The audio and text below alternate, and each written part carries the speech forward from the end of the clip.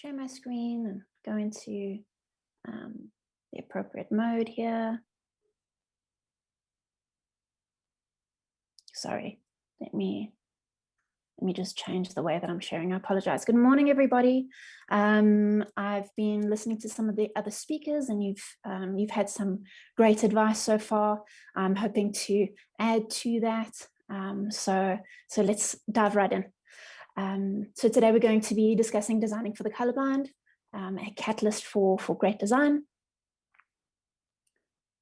And this is what we're going to expect today. So we do have we're going to go through kind of what colorblindness is, what the opportunities are, and what we can do about it. So I'll add the tools into the chat after the session. As a little girl, I used to love eating Smarties. So they're a candy-coated chocolate, and they come in bright colors. And I used to kind of organize them into groups and to kind of, I'd only eat the ones that were surplus. So the ones that, so that all the different color groups had like exact representation. I would play with them. I'd make shapes and colors and groupings in that way. And really that's where my love of color kind of began. It's kind of this this wonderful, playful food that is a toy. So as I kind of grew up, I followed a path and a career in art. I went to an art-focused high school. I did fine art at university. I actually had a job when I was in university at an art supply store where I could spend the entire day organizing paints and pencils into a color spectrum, and it barely paid enough for me to be able to get to and from my job, but I really enjoyed it. And so it was wonderful to kind of be a part of that environment and to do something that I love to do. Since that job, I've been able to and lucky enough to make a career from my love of color and my love of art and design, and I've become a designer and even managed to get flamingos on a bank's website, which I feel quite proud of. In 2018, the company rebranded, so we went from a palette of strictly red through to a spectrum of red, from purple through red all the way to orange.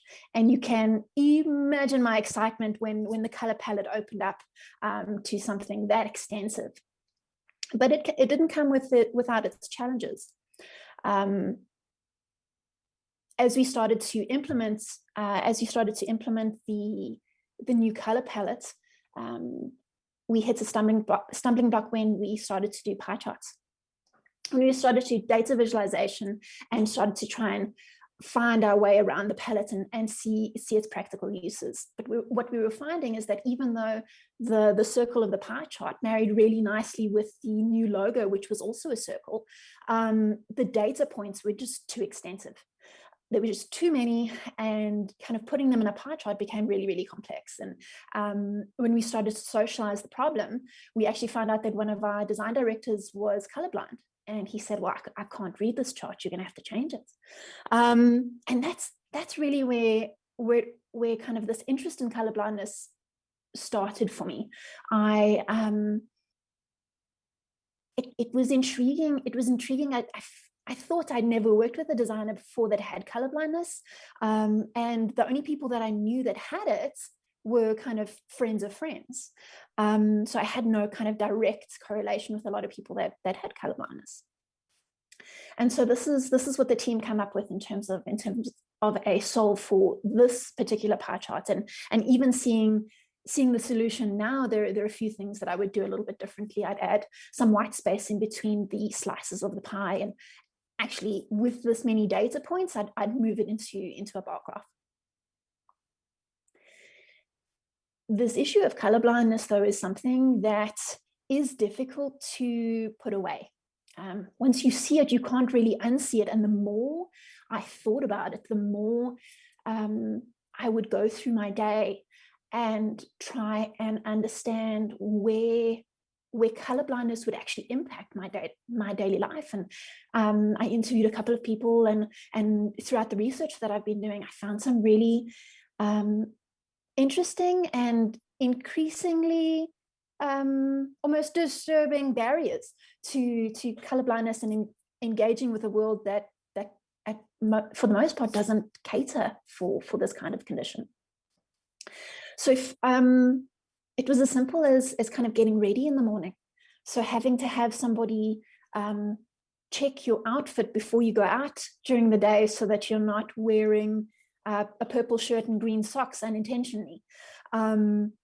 There's a tweet from Anna that I'm showing you here where she's concerned that her brother will use her toothbrush again unknowingly because he's got color blindness, and their toothbrushes look the same, they're just a different color. Online shopping and shopping in person requires you to go with someone. There's something really wonderful about the abstract way in which we like to name color, but it's not very practical for somebody who doesn't have that frame of reference for a color like burgundy, or I mean dust. I don't even know what dust would be. There was a story of someone I interviewed where he went shopping on his own, and he asked one of the store clerks what color a pair of pants were, and she answered, "Oh, they're a donkey color." And I mean, what is donkey? What is the color donkey? I don't even know.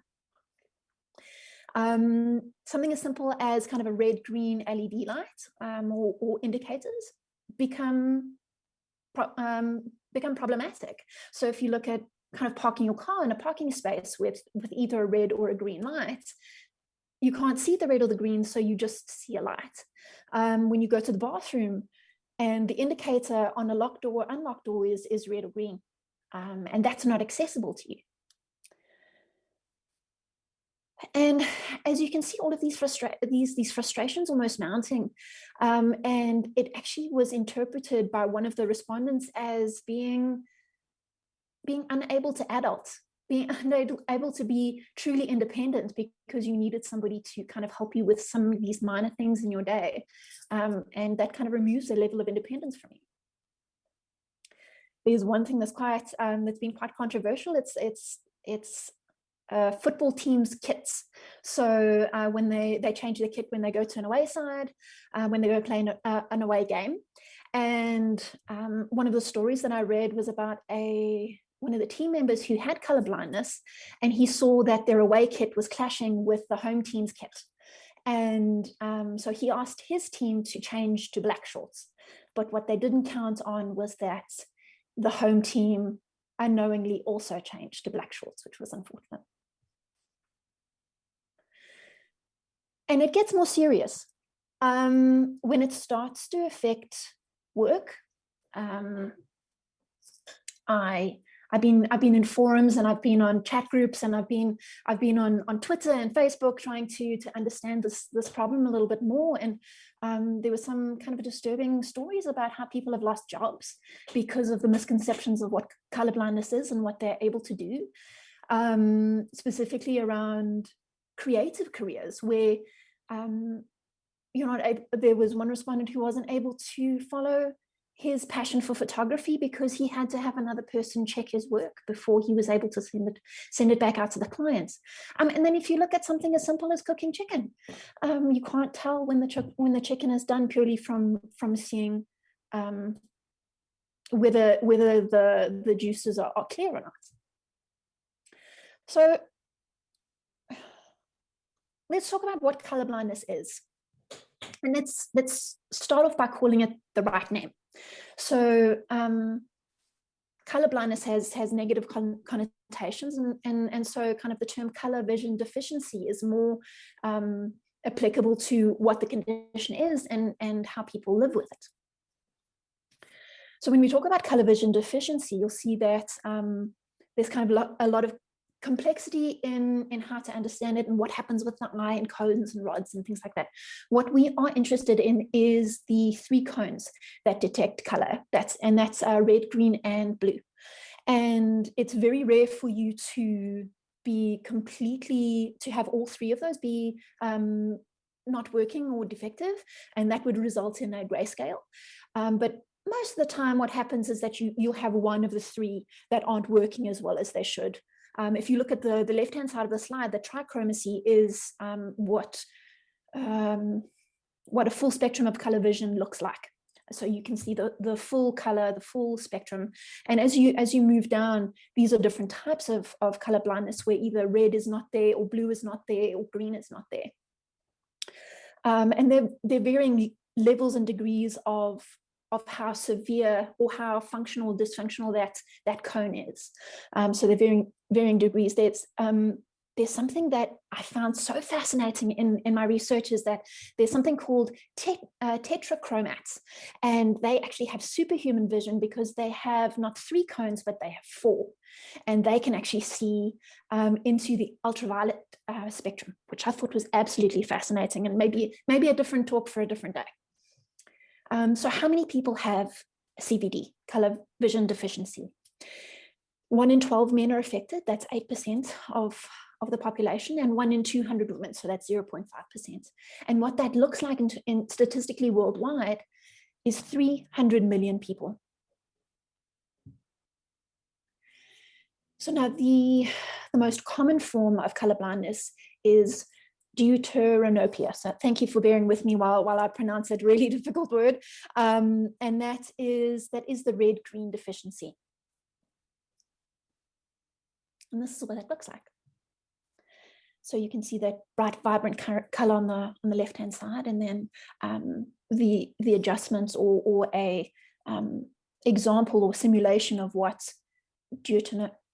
oh gosh, that's a difficult word. Deuteranopia, my goodness, and what that looks like on the right-hand side. And so how do you get it? Primarily, it is genetic, so it gets passed on from grandfather to grandson, and the mother is the carrier of the common X-linked recessive gene. So she may not have it, but the grandfather does, and the grandson does. But there are also other ways that your color, your ability to see color can be affected. Through disease, injury, medication, and chemicals and age. So diseases like diabetes, Alzheimer's, chronic alcoholism, medication for high blood pressure, heart problems, infections, psychological problems, and also chemicals. So exposure to some fertilizers, and then aging. So once you hit the age of 60 and above, the ability to see some of those, for those cones to work as intended can be affected. In terms of diagnosis, the Ishihara plates, I'm sure you may have seen these somewhere. They can test for red-green CVD, so that 99%, that really common one. They're suitable for initial screening, but they're not suitable for diagnosis, and for that you need to go to a GP or to an optometrist. And when we look with living with CVD, what I found quite interesting is that it's not something that you would hide necessarily, but it's not something that that a lot of the respondents were offering as information until they hit a stumbling block. They can, and kind of because genetic CVD people have been able to they've been born with it, and so they've been able to adapt. There is a level of kind of apathy with the condition, like, oh, it's no big deal, because they've learned to work around it. But it can turn into feelings of frustration and apathy when you do hit those barriers that you can't overcome. And in some cases, there's a total denial that you have the condition at all. And so there are a few Twitter accounts that kind of highlight some people who have that denial and how they work through that.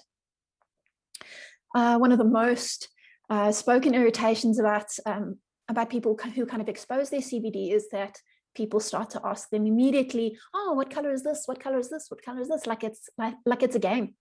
And it's actually quite irritating. So if you find out somebody has CVD, maybe don't try that one.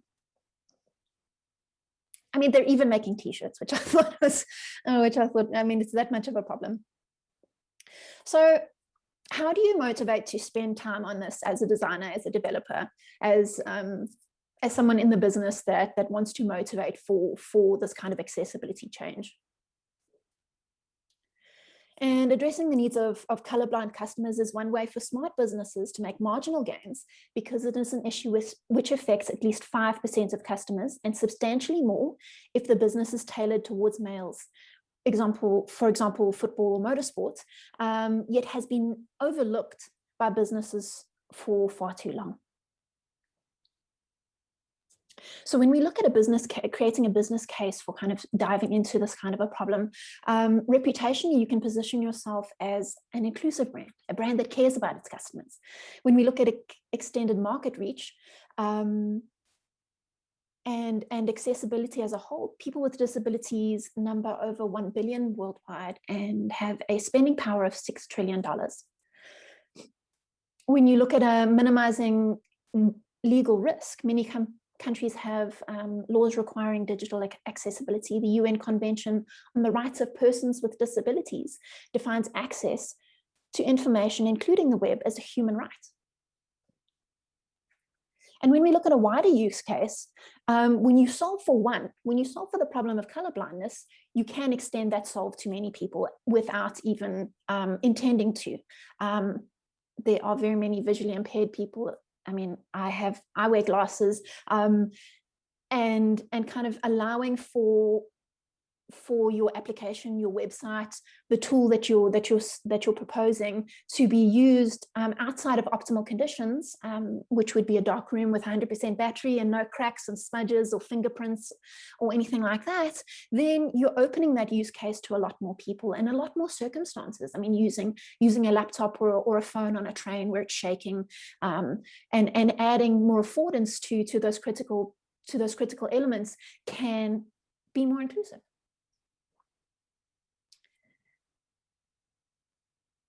And now this is a quote for designers. So designers should view diversity as an opportunity for innovation rather than a peripheral exercise in design. If designers serve everyone who interacts with the product and give them a sense of belonging, then being different won't feel like being wrong, because it isn't. So what can we do about it? What kind of changes will need to be made for your design to become more CVD inclusive, and marry that idea of beauty and function at the same time, making for great design.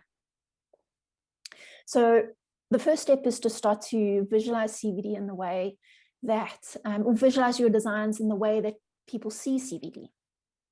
See with CVD, I apologize.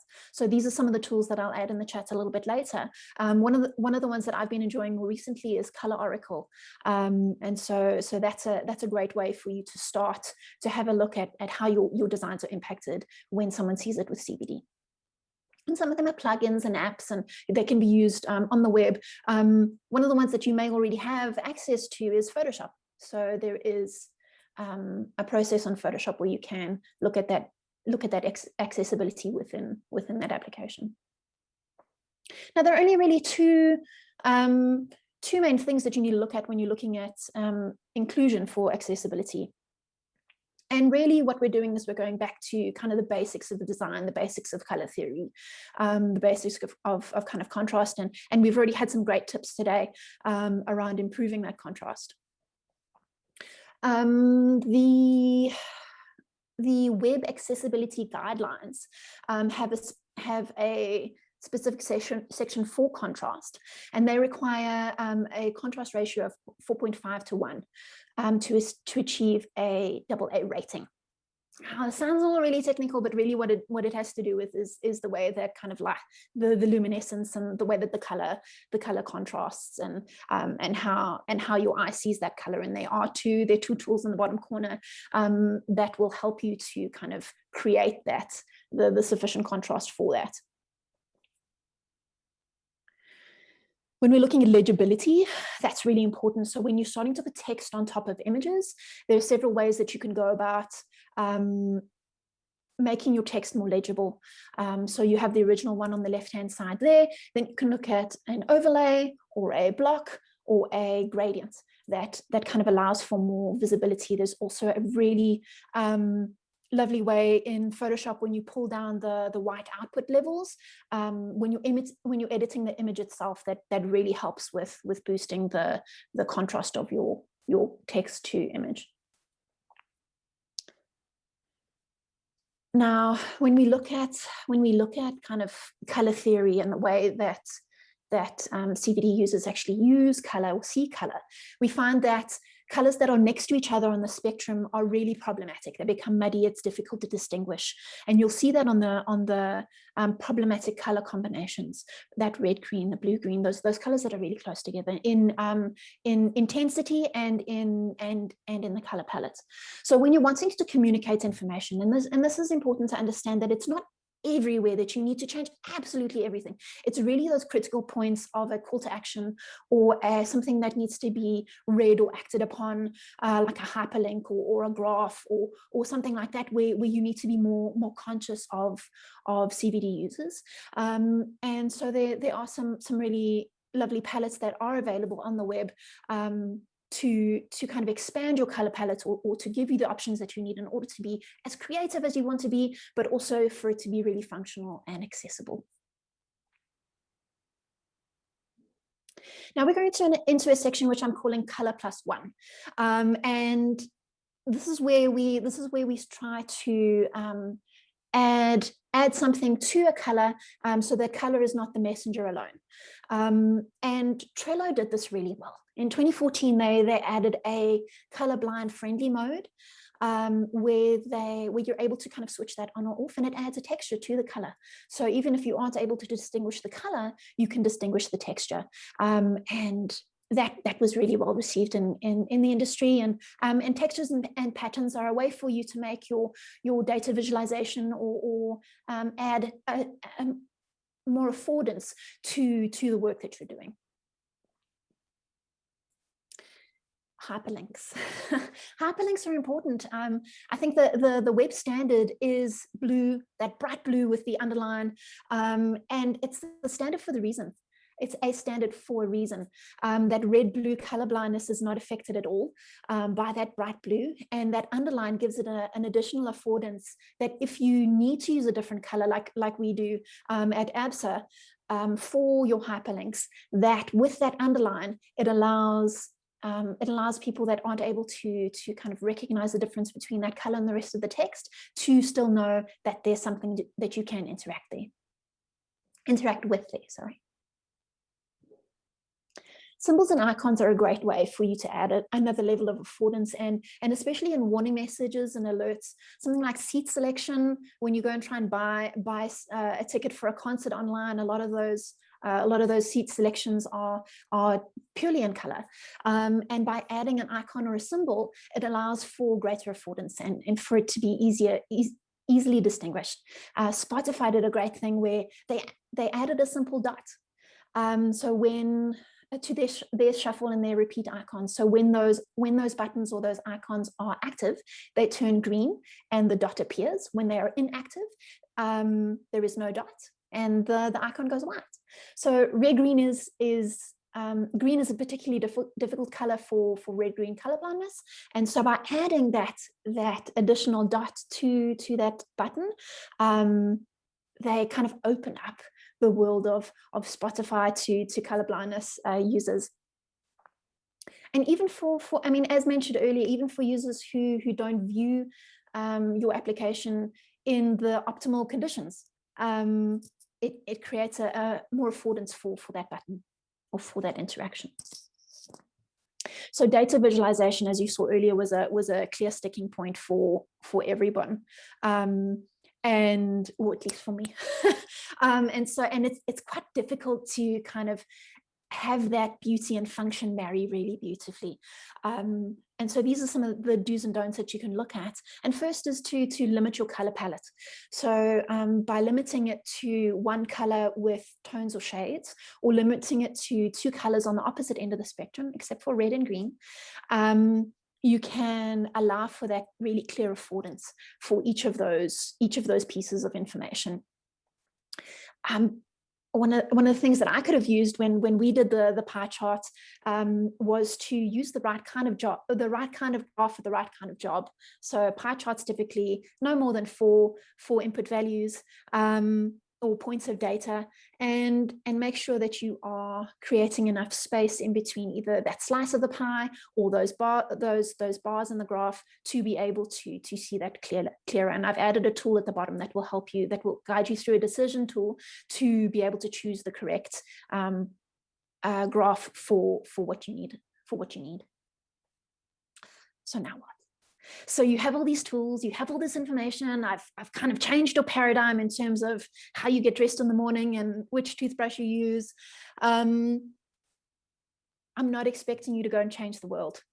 What I am hoping for is that this will have scratched the surface of something that may be interesting to you, something that you can kind of think of in the back of your mind when you are doing your design work or your development, and you see something that may not be as accessible as it could be. And I think it's also important to know that we're all learning. And in the words of Maya Angelou, do the best you can until you know better. Then when you know better, do better. Thank you so much for your time today. I'll remember to add all those links in the chat below. Thank you so much.